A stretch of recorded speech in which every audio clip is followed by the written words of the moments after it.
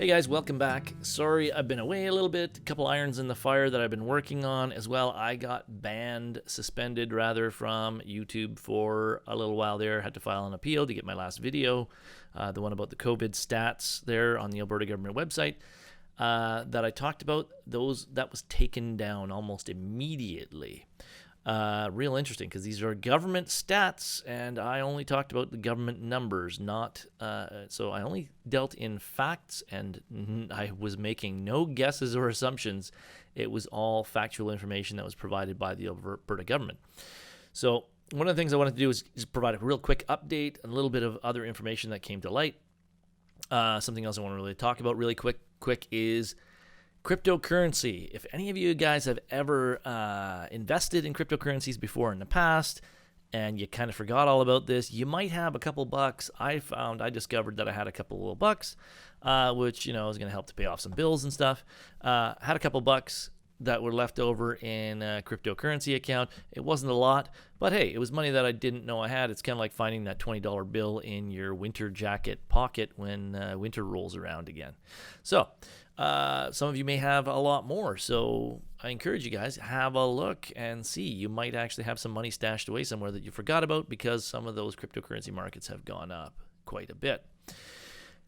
Next, I'm also going to talk briefly about what is going to be coming up. I'm going to switch away a little bit from the political side of things, even though it is kind of political related. I'm going to talk a little bit about climate change. And I found some really interesting information, some contradictory information that are apparently facts, and where there doesn't even seem to be consensus on things. Like in the scientific community, I'm getting a million different answers with some of my questions, and they swing wildly. So it's very interesting how even the scientific community can't come to 100% consensus on some things. So anyway, I'm going to talk about that later. But one of the interesting things I wanted to kind of go over really quick is, this was the page that I got banned for. So I'm going to talk about the updated stats. Currently 556 people in hospital today and 102 in ICU of that 556, not 600 and change total, okay? So also, 80, again, just to remind everyone, 8,500 acute care beds in the province and 102 in ICU and 556 total in hospitals. So that, don't let them fool you when they say ICU beds are full. Oh, well, yes, they are full.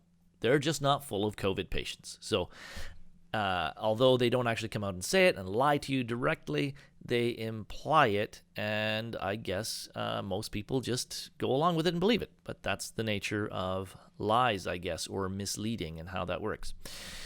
So this information here is accurate. Have a look and you gauge or judge for yourself. Average age. This was an interesting figure, and I came across this somewhere else, this number of 82 years. Average age at death. So the average age of COVID patients dying is 82 years of age. The average age of Canadian lifespan here in the country is also 82, which begs a question to me to ask is, are these people at that average age of 82, are they actually dying from old age and all the comorbidities and health issues that come along with it, or is it actually COVID itself that's killing them? It's an interesting question, and one that I've reached out to a couple people and I have not been able to get any answers on, but maybe we'll get some in the coming weeks. So 82 years of age is the average age of death of a COVID patient. The average COVID patient that dies, so over 70% of COVID patients that die have 3 or more comorbidities, as I outlined in the last video. So go have a look at that, and I'll talk a little bit more about that, break down this whole site and all this, a bunch more statistics here. So interesting question. Are these people dying from their comorbidities, or are they actually dying from COVID itself? It's an interesting question.